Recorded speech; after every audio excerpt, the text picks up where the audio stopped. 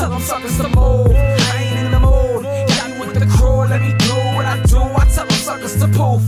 Got me in the booth, lobby in the truth. Let me do what I do. Yeah, remember when the U come through, enter the music jungle. Or back with the block, I used to rock, I used to fumble. I still rock down, drop the ball when I want to. Welcome, ladies and gentlemen. My name is Manny. My name's Alberto. And you're tuned in to the OnlyFights Podcast. Episode 40. Wow, 40. Oh, yeah. Oh, yeah. Let's get it. What's up, man? How was your weekend? Crazy, busy, long. Fun, though. Yeah. I had a fun weekend.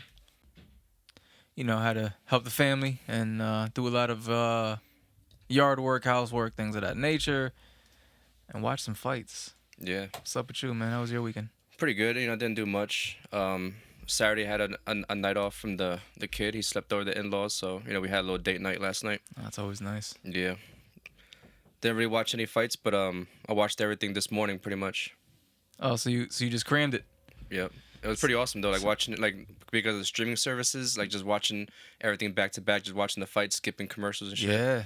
It was actually pretty fun. Yeah. I mean, I've done that plenty times too, man. Like where, you know, you turn like a 3-4 hour event into like half that. Yeah. You know, when you skip through a lot of the stuff you really don't want to watch. But I feel you, man. And I didn't realize how much MMA that there was. This is the first time we had 4 MMA cards. Yeah, a lot of action. Yeah. We had a lot of boxing cards, but I didn't watch the one on Friday. I know they had one in Italy, but they had one on Thursday. I want to say that was in somewhere out there in the West Coast. Yeah. It was a Golden Boy card. Not a big one, at all. Actually, Joel Diaz Jr. Taking on Mercedo Gesta and losing actually. It was a good fight though. You know, he gets dropped. Diaz gets dropped twice, I think, in the first round. Battles back, but he's getting hurt a lot, and yeah, Gesta rightfully gets a unanimous decision. Nice. Yeah, not the livest of boxing. These guys are ranked like 150. Damn. You know what I'm saying? Yeah, it isn't crazy. But, you know, Golden Boy, for those that don't know, they put on cards like, it's not every Thursday, but it's like on Thursdays. Yeah. Like a random, like maybe one Thursday a month or something. I don't know how often they do it, but that was one of them. And of course we had you know, the Tyson Fury and Dillian Whyte fight. Yeah, that was a big one. That was the big one. Gonna be honest, didn't really pay much attention to that card. I wasn't too invested in that card. Yeah. And I did you know, I was watching a basketball game on Saturday too, watching the Sixers, and they didn't finish the job. I was a little upset about that. But whatever, you know, tuned into some boxing, and I caught the tail end of the Tommy Fury fight against Daniel. I forget his last name. I forget how to say it. Bocianski, I think. Yeah. Yeah. And from what I saw in the highlights, he did go down. Fury did manage to drop this guy. But it wasn't like an impressive. Yeah, Jake Paul gonna knock this dude out if they fight. Yeah, I forgot that he was a fight on that card. Yeah, he was the first one on the pay-per-view portion of it. David Adelaide, I've seen this guy before. Takes on a guy named Chris Healy. This guy, Chris Healy, he doesn't even have a picture on BoxRec. He's 9-9, and he doesn't look like a boxer at all. Like he just looked like some guy, you know, some fat guy. No disrespect, but I mean, he had a beer belly, and it was just bad. It looked like they just picked somebody out the audience and was like, "Hey, you want to make $100?" That's crazy. 4th round knockout. He was tough though, you know. He lasted 4 rounds of just, you know, being a punching bag. Moving on to a welterweight bout. Haven't really seen any of these guys before, I don't think. And I'm not sure if I'm going to pronounce their names right. Iko Asuman versus takes on Darren Tetley. This was a fun little scrap. Nothing crazy, but assuming being the undefeated fighter, the A side, taking on Darren Tetley, who's been in the game for quite some time. He has a record of coming in 21-2. It was just supposed to be a test. You know what I mean? Like, I don't know, nothing too crazy. This this is why I didn't even really want to pay too much attention to this undercard. It did get criticized heavily by a lot of people from the UK as well. You know, a lot of Frank Warren hate here. Frank Warren promoted this event. You know, he did the bidding, won the bidding. I think it was like the record highest purse, like 40 some million, 46 million, something like that, something crazy. And the fight that besides the main event that was really good, Nick Ball taking on Isaac Lowe. Now Isaac Lowe was coming off of a 7th round knockout against Luis Alberto Lopez. So coming into this fight, you know, first off, not sure why they put him up against a guy like Nick Ball, who, you know, he was an undefeated fighter, proved to have a lot of power. I don't know. I didn't think it was the smartest idea for the matchmakers or whatever, but they put him in with this guy. He gets dropped twice in the second round. No, I'm sorry. He gets dropped once in the second round. Lot of inside fighting. Almost doesn't even survive that round. But he does. He comes back stronger in the third. And you know, it was a pretty good fight up until the 6th round, where they're clinching. Isaac Lowe's actually having a good round. And they're clinching. They're up against the corner, and Ball pushes him, you know, through the ropes. Right. His head is underneath the top rope now. It almost looks like he's you know, like trying to leave the ring. Yeah. Minus his feet. So he's there, and Ball looks at the ref, and the ref's just standing there. So he looks back at Lowe, who's, as he's coming back into the ring, Ball cocks his hand back and just lands a massive uppercut. Damn. And it looks like Lowe's out on his feet. And I'm thinking that the referee should have stopped it right there to give him a standing 8 count. Because it's like, well, technically, I mean, you're on the rope, so technically the ropes are holding you up, and you just did take that massive shot, and you're kind of in this weird position. The referee has to do something. I'm like, okay, well, if you're gonna let that attack go, you should have just allowed that to be like a knockdown. Yeah. You know. So he goes back in. Ball goes back in to continue another onslaught while this guy's like up against the ropes, basically not helpless, but I mean, you know, hard to get your bearings back in there when somebody's punching you in the face. So the corner's trying to stop the fight, and they're in like the opposite corner, you know, caddy corner to the ring. So he's like folding up the towel to try to really throw it to the ref, and it just barely gets to him. So the referee doesn't see that the towel's in the ring, but he stops the fight anyways. Damn. So now Isaac Lowe suffers his second consecutive knockout loss. And it just in such a weird way, man. Like, but you know, hey, like I said, Nick Ball was a dangerous opponent. Yeah. I don't know what they were thinking, man. You know, so that's I think he trains with like Tyson Fury. So you know, I'm sure Fury wasn't too happy about that. You know, but that's crazy. They were showing him in the backstage, like in between rounds, like watching the fight. And, you know, stuff like that. So they were at the Wembley Stadium out there in UK, man, in London or whatever. Yeah. And it's like a huge soccer stadium. 94,000 people. That's wild. That's insane. I was thinking they were showing in terms of, I think that's the most for like a heavyweight fight or something. But they were showing like the ones that's only like number 4 all time in boxing. And they showed number 1. It was when Julio Cesar Chavez had a fight in Mexico, and he fought in that one soccer stadium, that really famous one in Mexico. Right. And it was like 130,000 people. Damn. I was like, damn, bro. Just imagine like 130. Like that's like a lot of cities Yeah. in Hell this yeah. country. That's the population. I think that's more than our city. Our city's only like 90,000. Yeah. So that's insane. Like that, like an entire city is watching the fight. Is at the fight. That's massive.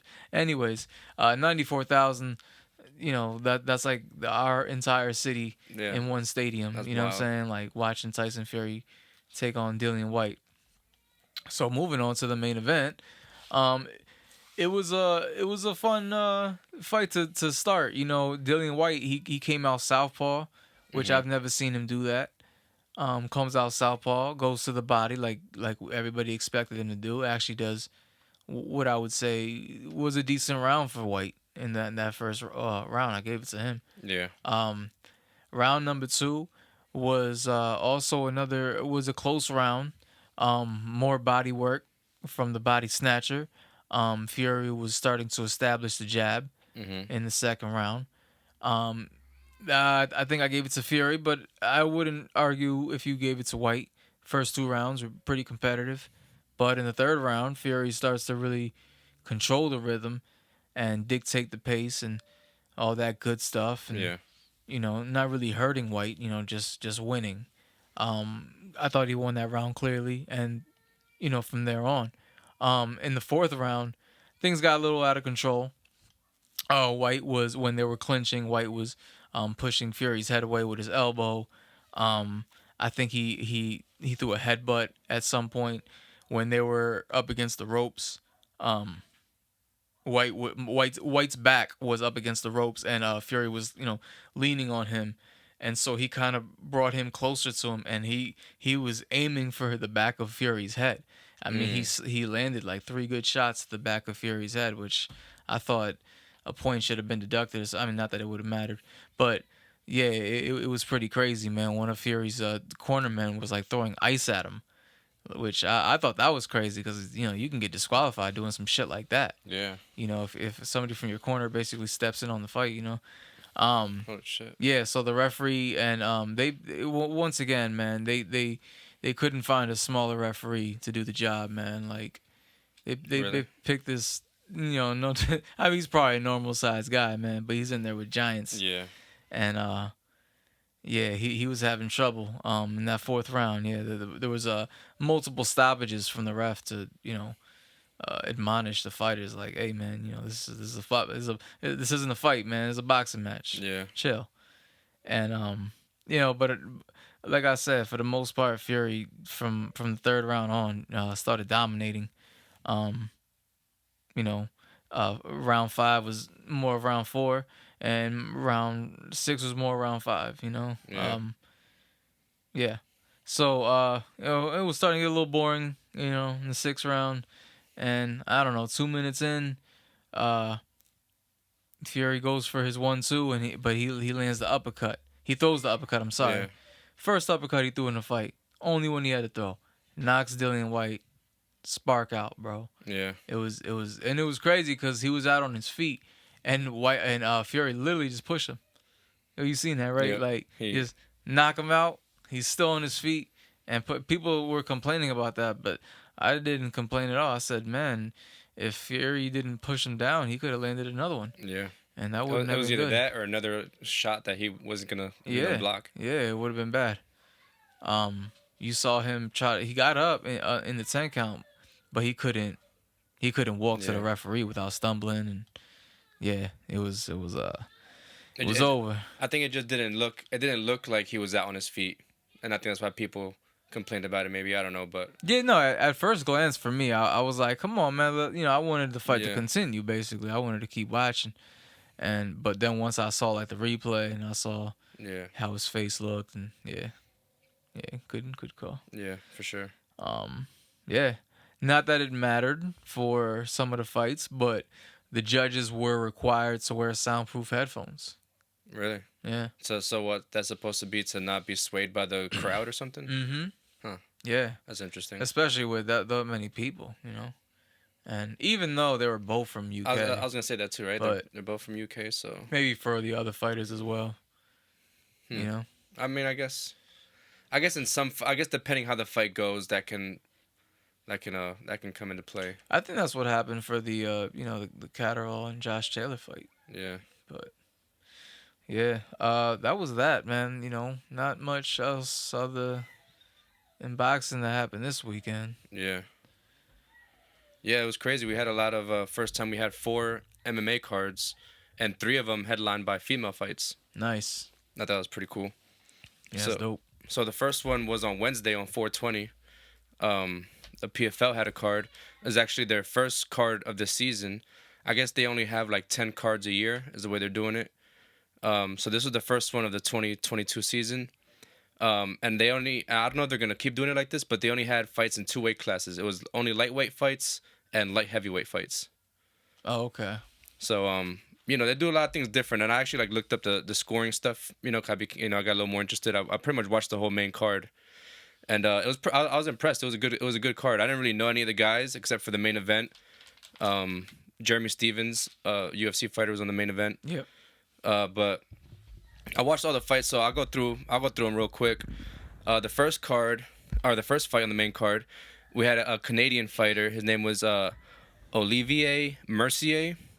I noticed he had Faraz Sahabi in his corner. That was George St. Pierre's head coach. He coaches a lot of current UFC fighters.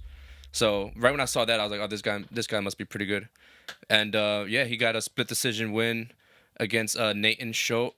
Really competitive fight, a lot of back and forth, but Mercier was just clearly, sharper and, overall more technical and, did a better job of not getting hit as much.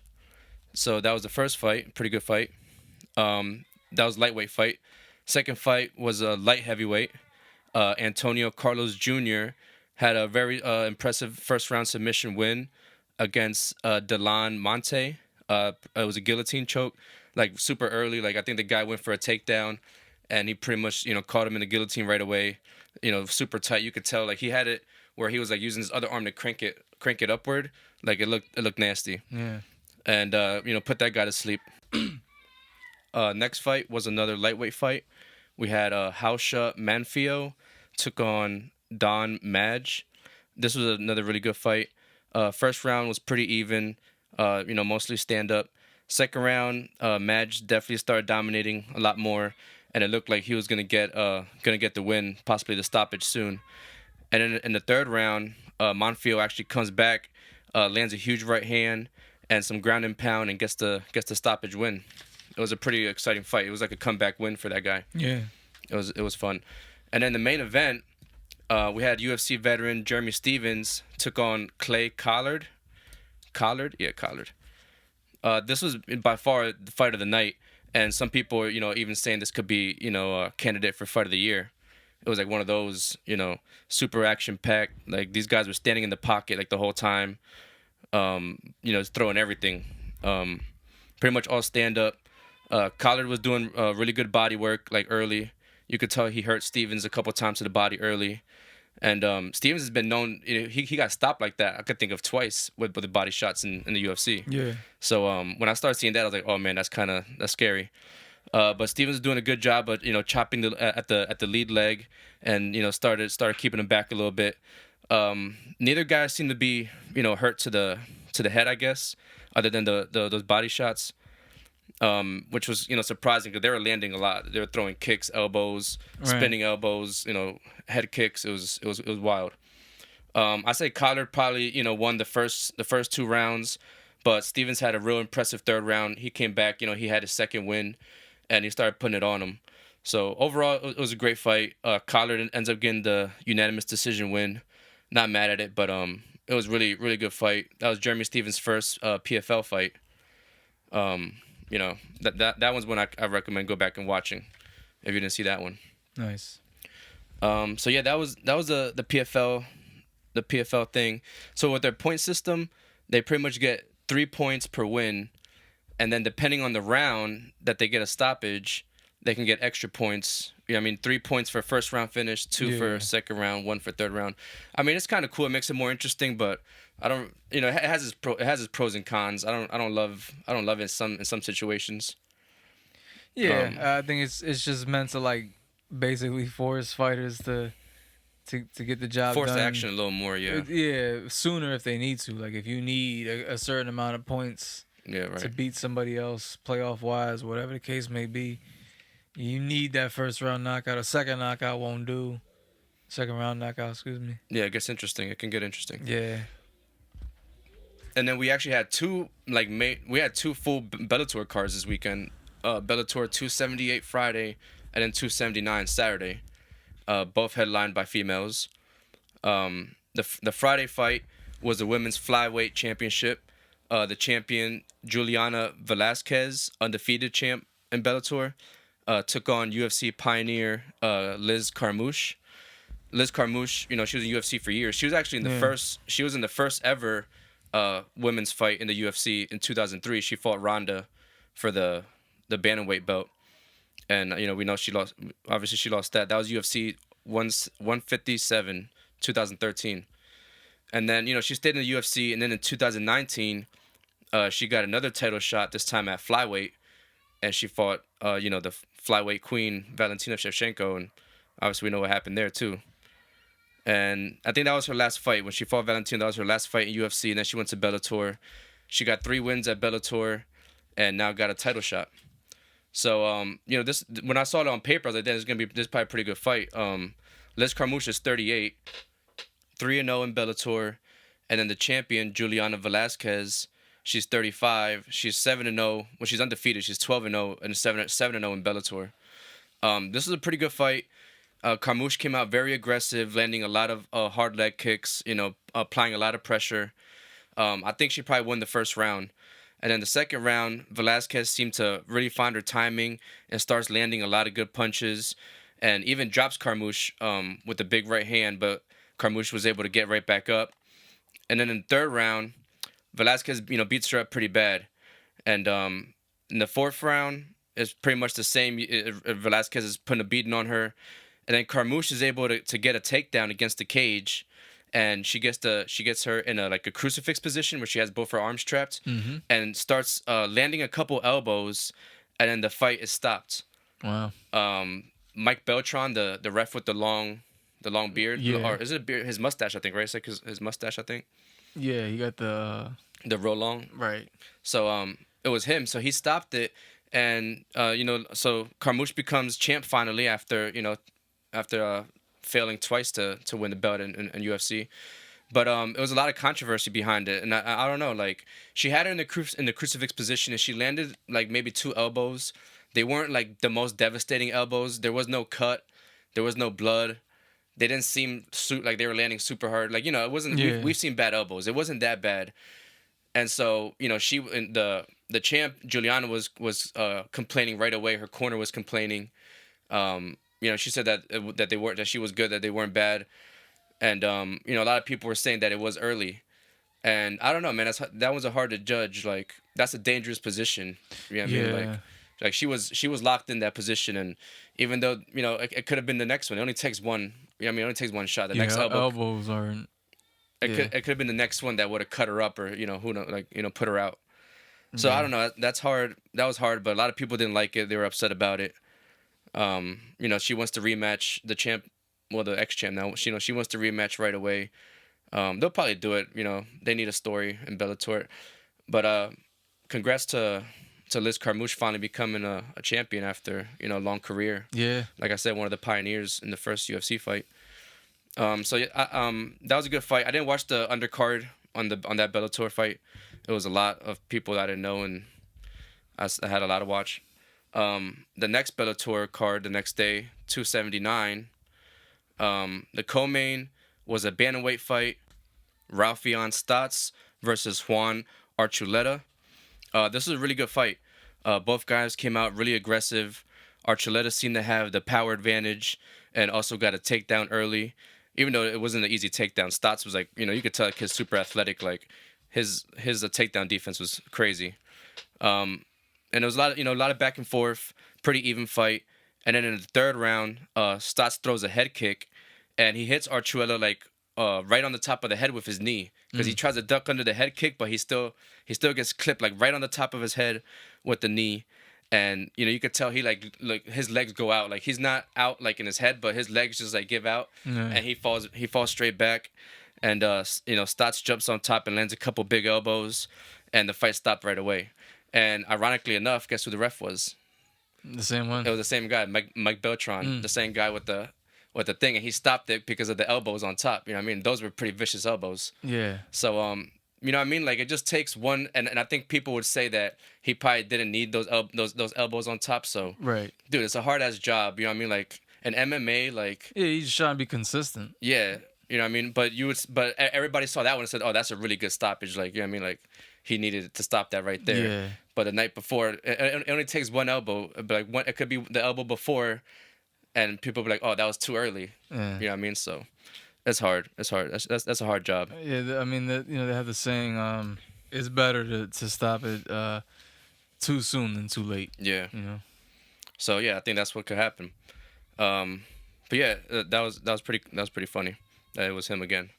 And then the main event for the Bellator card was Cris Cyborg, the bantamweight champ, taking on Arlene Blencowe. This is the second time they fought. They fought again in earlier in 2020. And Cyborg won by rear naked choke in the second round. So this is the second time they fought, and this one was pretty much a beating, from the beginning. The worst of it was probably in the first round. She knocked her down for like a straight right, hit her really hard.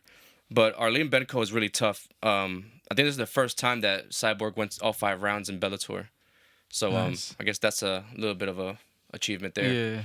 But I mean, super tough. She was throwing hard. You could tell she had her own. You could tell she had power too. But Cyborg is just so fast and so strong. She was beating her up. By the end, her face was so bloody and stuff. It really put a beating on her.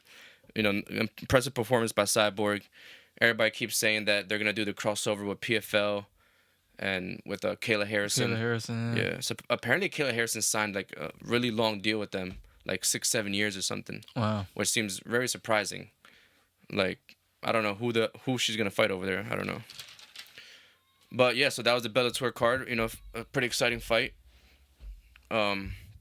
Typical Cyborg things, performance Cyborg doing Cyborg things. And then the UFC fight wasn't anything too exciting. Some of the fights were a little boring, I thought. Honestly, the PFL might have had the best card this weekend. Nice. On some real shit. So the UFC, the co-main was a lightweight bout. We had 40-year-old Clay Guida, still doing it, UFC vet, versus a newcomer from Peru, 26-year-old Claudio Buejas. And Clay Guida came out, very aggressive as always, gets an early takedown, and Pueja just takes over. Like, I don't know if Guida knew. I don't think he knew, because he went for the takedown right away. But that Claudio guy, his jiu-jitsu is nasty. He just like started rolling this guy up like a pretzel. He got him in a triangle right away with his legs, and Guido was able to get out of it, and then had him in an arm bar. Got out of it. It was one of those things where he was just transitioning from submission to submission. Yeah. Like, so fast. So he had the arm trapped for a while, but couldn't get the right angle. Guido was doing a good job of rolling with him every way he went. Yeah. And then Guido does like another scramble, and this guy grabs a hold of his legs so fast, like with his whole body, grabs his leg and gets him in a knee bar, like straight against his body, and just starts bending his knee back. And Guida taps right away. Wow. But like the way he grabbed his knee, and that I should have showed you that before we started. But like in that transition, in that scramble, the way he grabbed his knee so fast, like it was crazy, really impressive. And apparently that's his 3rd knee bar now in the UFC. I don't know how many fights he has. I don't think I've seen him fight before. But young kid from Peru, really impressive, nasty jiu-jitsu. That was fun to watch. And then the main event, we had a women's strawweight fight. Amanda Lemos taking on Jessica Andrade, former strawweight champ. She went up to flyweight, and fought a couple fights at flyweight, fought for the belt at flyweight, fought Valentina and lost. And then, so this is her first fight back down at strawweight, which she says is her, her natural division. I guess she was just taking a little time off. But it's crazy because she's even fought at bantamweight, so she's like little and strong. She's stocky, so she could fight at almost any weight she wants. And hold her own. So Amanda Lemos, is a really good striker. She's coming up. Both fighters are Brazilian. Amanda Lemos is 34. She's older by 4 years. Jessica Andrade is only 30. I don't know why I thought Andrade was older. Lemos looked really good right away. Like, she looked really sharp, really strong. She was chopping at Andrade's leg, switching stances, piecing her up, and throwing everything with a lot of power. It was it looked like she was gonna make easy work of her. And then she throws like a big left hand, and Andrade like ducks right under her and puts her arm around her arm and her head, and just locks up a triangle, standing triangle, and gets her against the cage, and she adjusts it a few times, and you could tell she has it perfect, and so she just has to like adjust her arm a couple times, and you could hear her coach telling him to finish it, like to keep to not let go of it. Yeah. And she gets the first ever standing arm triangle in the UFC. It was pretty crazy. She gets it so tight. She like wraps her legs around the girl while she's standing up, and it looks like she's trying to take her down, but she's just making it tighter as she's standing, and she pretty much forces her to tap. You could hear her start gargling, like the other chick. Like, It was super tight the way she had it. Like, it was crazy. So she gets the first round submission win. It was wild. Everybody was like in shock that she made her tap standing up like that. Yeah. And she's kind of a shorter girl, so the way she had the position on her, like, she had her arm like up around her. Yeah. But she had it so tight, like you could tell right away, the way she ducked under like that power punch and grabbed it. It was perfect, and it was really impressive. First ever standing triangle submission. Nice. And that was the main event for the UFC card. That's crazy. That one, I think this is like the second week now we have a little bit underwhelming UFC cards. The one next week, I mean, I don't think this card is gonna be that great, but the main event's the one I really want to watch. Rob Font and Chito Vera. I think this is the first time that Chito gets a 5-round, like a main event, so this is his first time in 5 rounds. And I think that's gonna be to his advantage. He always seems to be able to. He seems like one of those guys that gets better as the fight's going on. He seems to just be finding his rhythm in the 3rd round. And I think this is gonna be a long fight. I think this is gonna probably maybe go all 5 rounds, or if it's a finish, I think it's gonna be a late finish. Okay. So this is a big fight for Chito. Like, Rob Font's last fight was against Jose Aldo, and that's who Chito's last loss was against. He had a pretty competitive fight against Jose Aldo. That was like his, at the time, the biggest name he had fought. Yeah, Jose Aldo's obviously a huge name, and it was a pretty competitive fight. And then it was competitive first 2 rounds, and it seemed like Chito was kind of like getting his rhythm at the end of the second, and he you could tell he was like super excited for the third. And then he kind of fucks up and gets taken down, and Jose Aldo rides back the whole 3rd round basically, and he ends up getting the win by submission. He doesn't, he's not able to get a submission or anything, but he dominates that round pretty much and gets the win. And then Jose Aldo beat Rob Font in Rob Font's last fight, so I think Chito kind of has to. I think he beat him by decision, so if he can beat him in a better fashion, it could be that could throw him back up there. Yeah. So yeah, I'm really excited for that one. And then the following week, we got UFC 274. Charles Oliveira, Justin Gaethje, Rose Namajunas, and Carlos Barza, Tony Ferguson, Michael Chandler. It's gonna be a really good card. That's what we got coming up in UFC. Word. Oh, and also they announced it's not official, but it looks like July 2nd is gonna be the date for the John Jones Stipe fight. I was watching the John Jones highlights the other day, and I was just like, "Yo, I miss this guy. Yeah. Like, what the hell? He was so good. Yeah. Like, I'm sure he still is, but I'm super excited. And I heard Stipe's, has put on some weight and muscle. Apparently he's put on a lot of muscle, expecting to wrestle. I think that's what okay. I think that's what Jones. I think that's his game plan, and I think he could probably ragdoll Stipe. We might see that.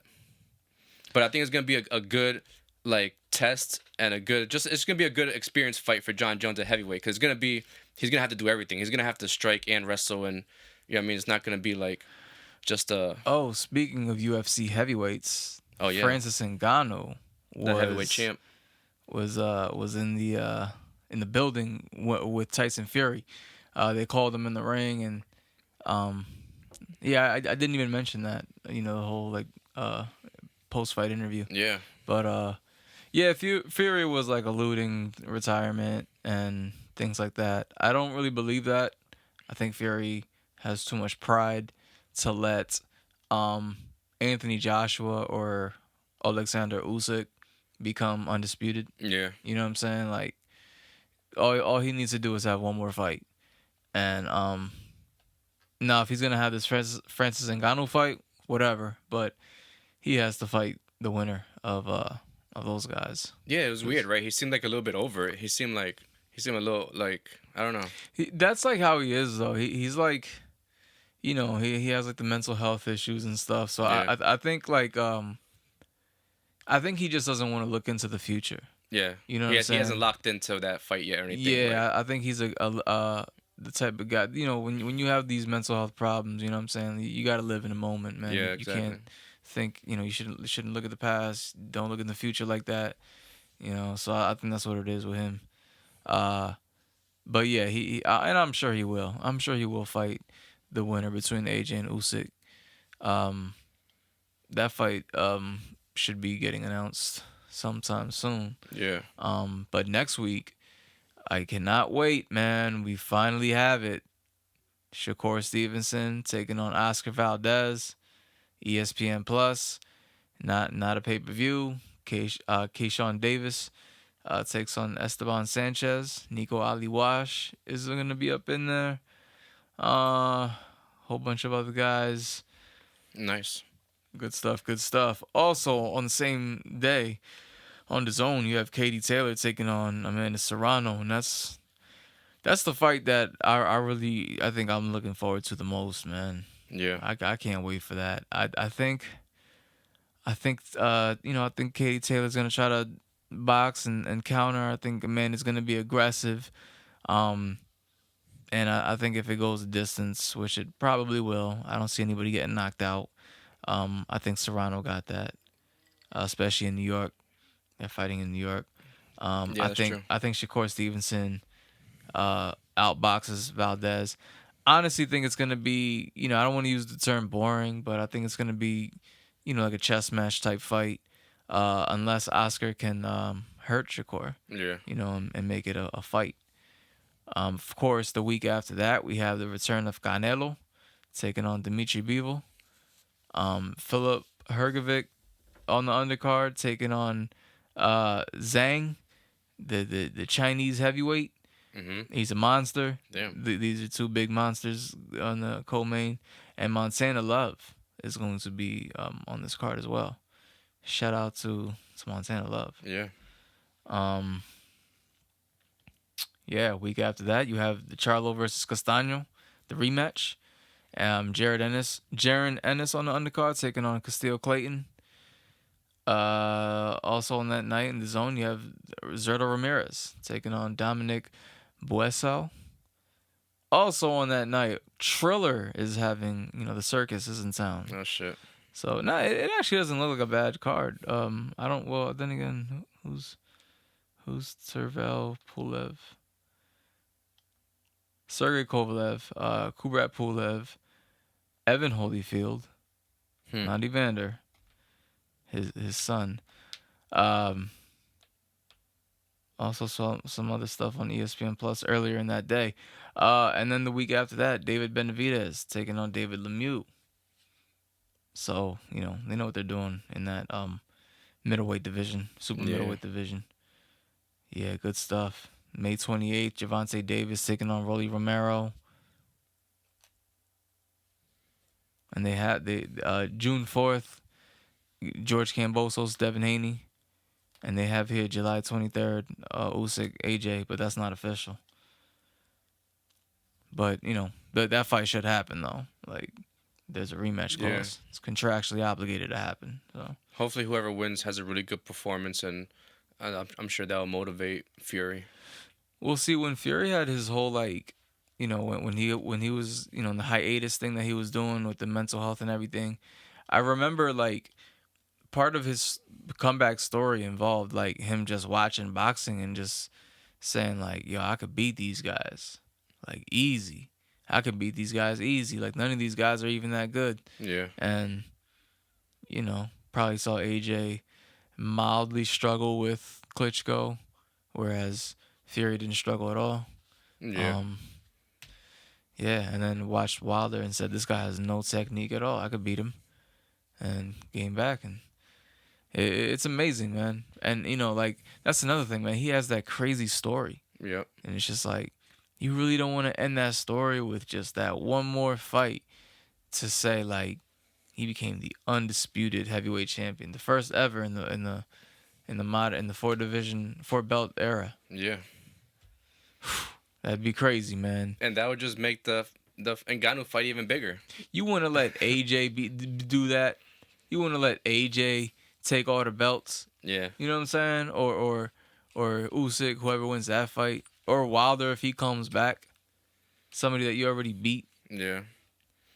Yeah, I think he really just doesn't look at AJ like that. Like, I don't think he's impressed by him very much. Like, Oh no, he's talked nothing but trash. yeah, And Usyk, he's always, said like, bro, he's too small. yeah, And the thing about Usyk is like, now we'll see how Fury would have fought, like, the heavyweights from back in the day. yeah. The smaller The guys. smaller heavyweights that were. I mean, how tall was Mike Tyson? He wasn't even 6 foot, was he? No, he was like 5'10", Yeah, 5'11". that's crazy. That's my height. Yeah, and then you had some of those really shorter heavyweights like Rocky Marciano, who was like basically Canelo. Damn. Rocky Marciano was basically a slightly bigger Canelo. You know And what he I'm was saying? heavyweight. Yep, undefeated heavyweight. He beat Joe Louis, beat Ezra Charles. I mean, a lot of these guys he beat, they're 106 years old or whatever. Yeah. But yeah, man, it's looking bright, man. It's looking bright. I love it. I love the fights. There's only, I know I'm just kind of random I'm bringing it up, but it's only a matter of time before Crawford and Spence gets announced. Yep. I know they're gonna work on that fight. I had to argue with a few fools about that, but I like seeing you go back and forth with some of the people on Instagram. yeah, no, I try to keep that on my personal page, but Sometimes I'll see it when you're on on the podcast page. It's funny. yeah, no, I do that for the attention. Yeah, it's funny Nothing better than attention, right? for sure. Yeah, no, that was a good weekend though. Good fights. A lot, You yeah. know? I wasn't expecting. Like I said, I felt like I did a lot of work this weekend. Fucking 4 MMA cards. Do you have any any information, like any newsworthy stuff? Not really. Just like I said, the John Jones Stipe fight. I think that was it. I don't think there was Yeah. anything else too crazy that happened. I mean, the Ngannou thing, like that was kind of shocking. Like that seems like it's gonna happen. They were both talking about it. Like, he said next year. I don't know. I don't know if he fights in the UFC again. Like, I would love to see. Expecting John Jones to beat Stipe, I would love to see John Jones and Ngannou. That's the UFC fight. If I could have any fight right now, UFC would probably be that one. So Yeah, it'd be crazy. just like we want to see because this is gonna be for interim belt. So same way, just like we want to see Tyson Fury with all the belts, and Ngannou got to first fight the winner of this fight and be undisputed in UFC. Yeah. But then that would be crazy, man. The two undisputed UFC champ, undisputed heavyweight champ. I just don't think that. I mean, I just think that's not a good idea for Ngannou because that might just drop his stock if he gets like knocked out or something, which he probably will. Yeah, I don't. I definitely don't think it's gonna be remotely competitive like people think. I think people think that it's gonna be a competitive fight. I don't really think that. Yeah. But what I'm saying is like if he does get knocked out pretty bad, and then his chin is cracked or something, and then he goes back to the UFC and gets knocked out by somebody who should have never knocked him out. Yeah. And then you know what I mean, like. But I also think he's looking at this as like his end game. Like I don't think after that he fights in UFC again. Like especially if he loses. I mean, if he wins, then yeah. But yeah, if he loses like that, then because this is supposed to be this is supposed to be his big payday. You know what I mean? Like Yeah. So, and then he doesn't have to fight. That guy could go be a fucking movie star and be in fucking Black Panther or something. You know what I mean? Like, Yeah, no, that's true. So, I mean, if that's how he's thinking, I think don't know what he's thinking. From some of the things that I've seen, it seems like that's what he's thinking. You know what I mean? Like, so, he fought a lot of the greats. He beat, he fought Stipe twice, beat him. I would love, like I said, I'd love to see him fight John Jones if John Jones gets by Stipe. So, yeah. Yeah. And then, they said there's gonna be like hybrid rules or something with MMA gloves. Yeah, It's kind of weird. That never really makes any sense, but whatever. Yeah, I think they would think that would be somehow an advantage for Ngannou, but I don't know. Not if you can't do anything else other Yeah. than box. Like, yeah, I don't know. That's It'll be interesting to watch. never a fan of those type of fights. I wasn't a fan of Floyd versus McGregor. Yeah. And I haven't been a fan of any of the other ones. You know what I mean? And I think people are usually disappointed by them because, like I said, they get hyped by just, you know, the idea of these two guys fighting. Yeah, I mean, yo, it's like WWE. It's professional wrestling. It's like when WWE brings in a celebrity, and it's like, oh, we're gonna have this celebrity who's never wrestled before wrestle. It's like, yeah, but And not only wrestle, but wrestle somebody that's a wrestling specialist or something. right, Like, but we know how this works. It's Yeah. you know, I don't want to use the F word here, but you know, it's not exactly real. yeah. So I don't know. I'm just gonna keep saying that because I really don't know, man. It's a mystery, you know. And then the only thing that you're banking on is like that wing and a prayer, where you know maybe that Hail Mary shot does land and you know does hurt Fury and drops him. But I mean, hey, yo, he took Wilder shots and you know Yeah, Well- everybody said that he had the strongest punch. he Pretty does. much. I still think he does. You think so? I mean, yeah, I guess. People think that just because Fury was the only one to get up from Wilder's big right hand and that somehow it takes Yeah. away from his power. Like, no, you got to give that credit to Fury for being able to do that. And AJ still gets sparked and knocked out, man. Yeah. So does Usyk. So all these guys, if he lands, if Wilder lands on these guys, they're going night night. You know, even Fury. Fury almost went, you know, in that first. No, yeah, he it's insane. barely got up He just both barely times. got up. But Yeah. I don't know. I think we're just rambling here. You got anything else? No, that's pretty much it. Yeah, that's all I got. So, thanks for tuning in. Until next week, once again, my name is Manny. My name's Alberto. This is the OnlyFights Podcast, and we out. Peace. Peace.